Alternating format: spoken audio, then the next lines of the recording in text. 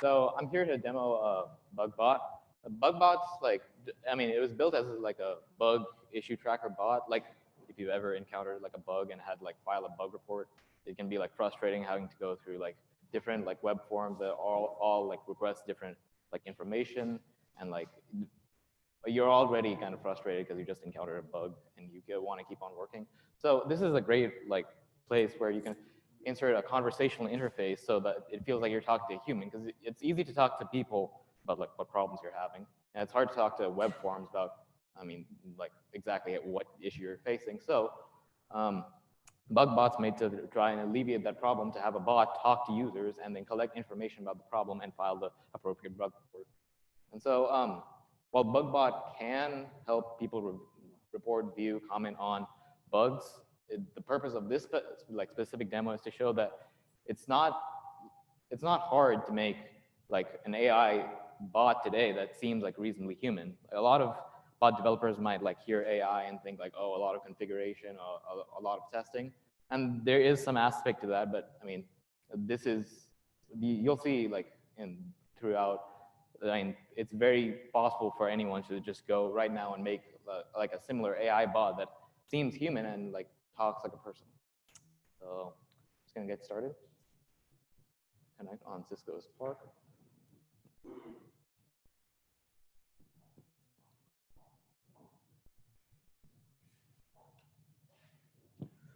So I say, hello there, BugBot.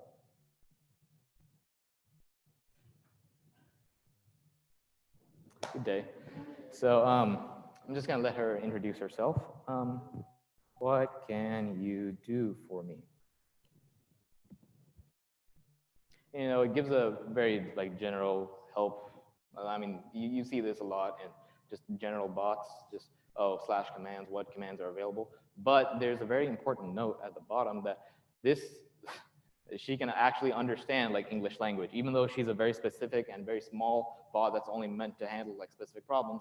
She can understand English and like talk like a human. You don't have to have like Skynet to do all that.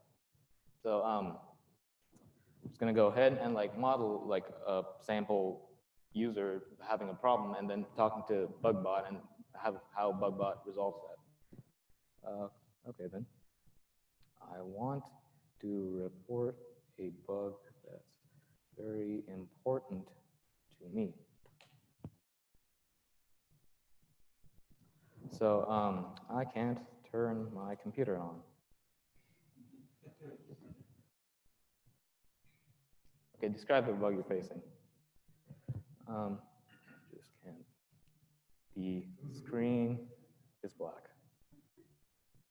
Done.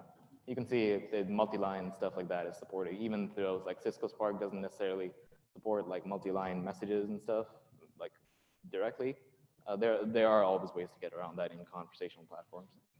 So here you see kind of the AI, just like a sneak peek of the AI kicking in. You'll notice I never said anything about urgency or how urgent this like problem was to me, but through like the natural language processing, it was able to identify that like something that's very important to me should be a bug that is high urgency. So you'll go here, and BugBot was a bit modest when it said what it can do. It also has an inbuilt bug tracking system for like demonstration purposes. This isn't like a full bug tracking system that you would use at a production company, but it's, you can see like all the features you would expect available. So let's say I'm an admin, I see this bug report, and I see it in the nice structured format that I wanted. I don't want to see unstructured chats.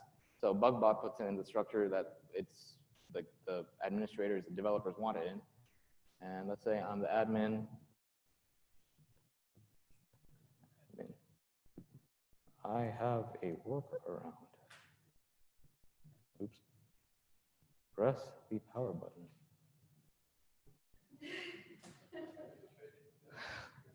So a comment was added, and you'll see up here that BugBot, since it's a conversational interface, it's carried all the way through to like the comments in the bug section.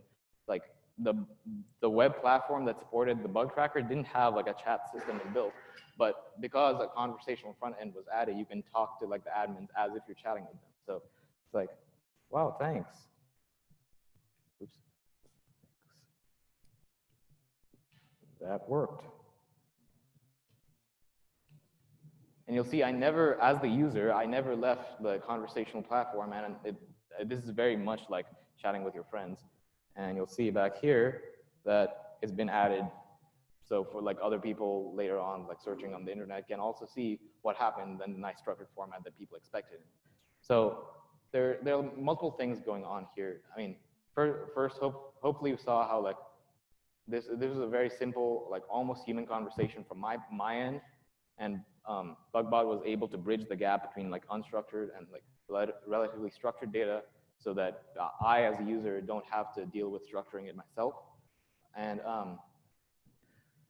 so hopefully you can see how like this could be very applicable, not just to like developer bugs, but also to like help desk platforms where like you're constantly like having to interact with hundreds of users, but like those users don't necessarily want to like read manuals and like guides on how to submit bug reports in the correct format with the correct information.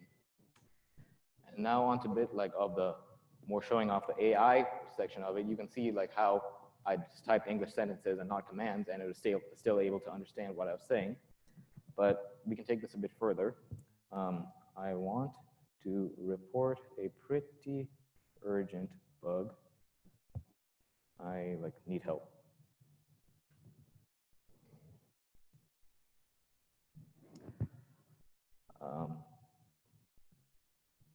Something. I just describe this bug. Insert generic description.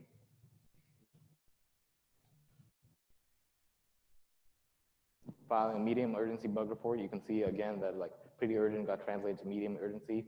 The AI platform was able to identify that I need help is not a specific enough title. Like it was trained specifically to ignore vague titles like that. So it prompted me again to like, what is the title of this bug report? It didn't include that in what I as like an administrator or a developer fixing this issue would want to see as a title. And finally, let's say I'm like a good user and I say like a very clear description of what's happening. I have a very urgent bug called something to. It skips right to how to describe this bug. So this is part of like making your bot feel more human. Like if a human, if you just said like, oh, my bug is called this, it's very important to me, it wouldn't prompt you again like, is this really urgent, or what's the title you give the bug?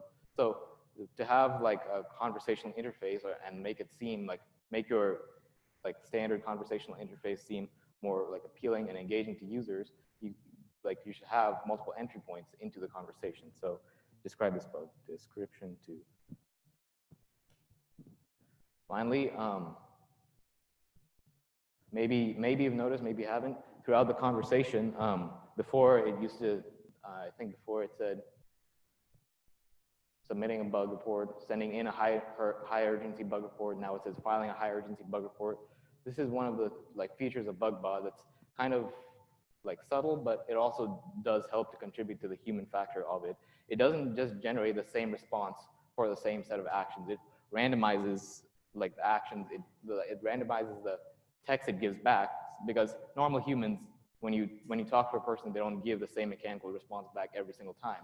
So BugBot tries to mimic that. It composes sentences on the fly based on like phrases that have the same meaning, but like or have different wording. So it just feels more relaxed and like non-deterministic, which is how humans work. And I'll go back here and show one more feature of BugBot. I'll make another comment as admin. Admin. Something is a comment. Again, it notifies me of like a comment was added. I can reply back. And let's say like, you know what, I'm getting tired of getting all these messages from administrators, or this thread is going off topic, it's going on to other people's bugs. So I just say, you know what, fine, I'm not adding a comment. And I say, unsubscribe me. See, I was automatically subscribed as part of the bug reporting process. So I want to say unsubscribe.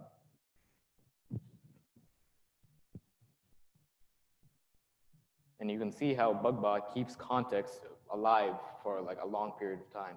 Unsubscribe is actually a completely different intent. It was recognized as completely different from the previous conversation by the AI platform. But BugBot understands that, like, from the user's perspective, we were always talking about the same bot. Like, I got a notification about, oh, a comment about bug 3B9, and I say unsubscribe. Well, obviously, I wouldn't want to be prompted again, like, what bug are you talking about? Well, you just notified me about bug 3B9. So it keeps context alive for a long period of time so that, I mean, it seems human. Because when you're designing like bots, inside your bot code, there's a lot of different moving components. Like if the user said report, then report something. If the user said unsubscribe, then you go unsubscribe. There are many different pathways. But to someone talking to the bot, everything's very linear. To me, as a user, this is all part of one conversation. So BugBot tries to keep context alive for a very long period of time so it can reuse it later. Like right here, assuming you want to unsubscribe from the current bug, unsubscribing from changes. Then again, I go on a completely different pathway, but the context is kept. When I say, like, on second thought, subscribe me. And context is still kept, even though these are completely separate intents, completely separate pathways. And finally, just to show off some of the more AI features, the command for listing all bugs present is /list. So you can see how BugBot replies with the standard /list, but because AI isn't built, there are many ways to access /list. So people trying to break your bot will have like a harder time because it's actually intelligent. So if I say, show me all the bugs, it will understand that show all means list. It's the same English concept. So right now there are 3 bugs being tracked. So, I mean, hopefully you can see through this that you don't necessarily have to have / commands and like have a very mechanical bot that's like press /list to list all bugs, and then if you say like /show, it won't do anything. It's very easy to add like features that make it reasonably human so that you can engage your users for a longer period of time more often. And she'll tell you herself, how old are you?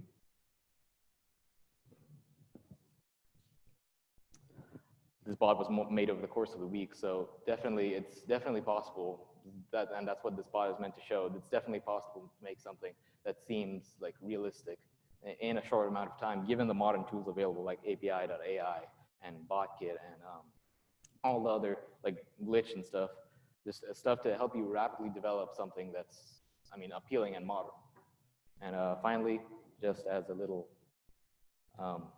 last show off of the AI, love you, BugBot. They can recognize like unrelated input, and the feelings aren't mutual. So that's another feature that comes inbuilt with the AI factor. And I mean, even though this isn't related to bug reporting necessarily, this also helps to like keep the user involved with like bug reporting and come back for a longer period of time. There's an aspect of fun to it. And thanks, BugBot.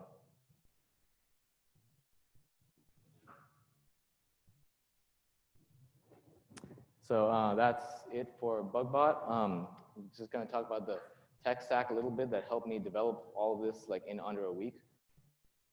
So maybe you're asking like, okay, I talked about how AI is easy. Well, I mean, what's easy about it? So I'm just going to show you. API.ai is what I use for like the AI service. You can see what Lauren was talking about. These are intents, and I have like different entities that identify like pretty urgent as being equal to medium urgency. You'll see I trained it on some synonyms, like medium, kind of, sort of, pretty, slightly. And since API.ai does all the hard work of like neural networking and like dictionaries, it can automatically expand this to more synonyms of like medium, low, high, so it can understand English very easily. Intents are like listed. These are the / commands you saw, but you can see in like report, there are many ways to report something, and API.ai automatically understands the entities like available inside like the first message you send. That's how we were able to skip past like the prompts. And also, Botkit was used to keep track of conversations, be able to like send messages. Express was used for the web view. And finally, instead of me just telling you what I used, you can go right now, go to the homepage I showed, bugbot-messages.io.glitch.me. Go ahead, scroll down, remix on glitch, and then you'll have everything you need to get set up, like already ready for you from BugBot, making a conversational interface that's like similarly reasonably human for your own application really fast. And that's it for BugBot. Any questions? Okay, thank you.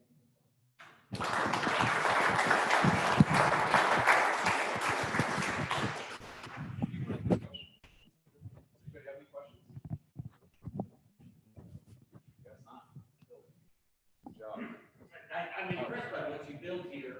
And does the bot have a self-identity of the name BugBot? Is that what you call it? Yes.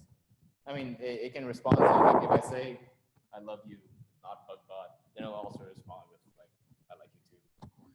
But, and what if you ask it something more ethereal, like BugBot, do you believe in God? Let's try. Oh, one thing I didn't say, if you type something that doesn't match, it'll do something sane because it is a BugBot. Did you like to follow a bug report called this?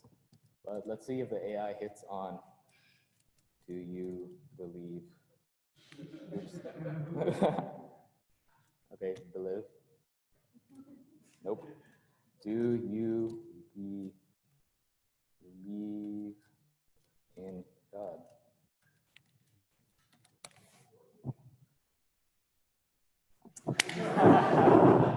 That's a bug report you can file and ask for a fix. All those engines, whether it's API.ai or AI, they all have to be trained.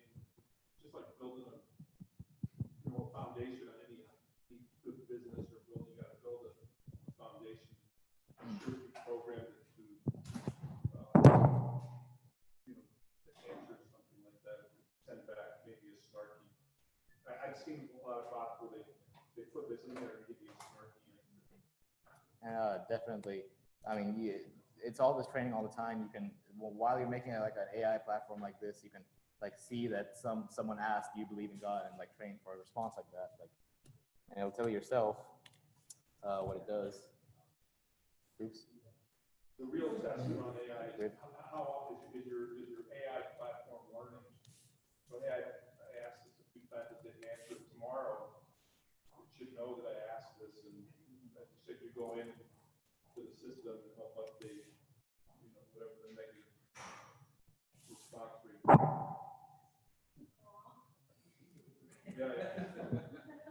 So that's just a general overview of what's available to you at this point. I didn't program, I didn't write any of these responses. They came like inbuilt off of the training of other bots. So it's very easy to get started nowadays.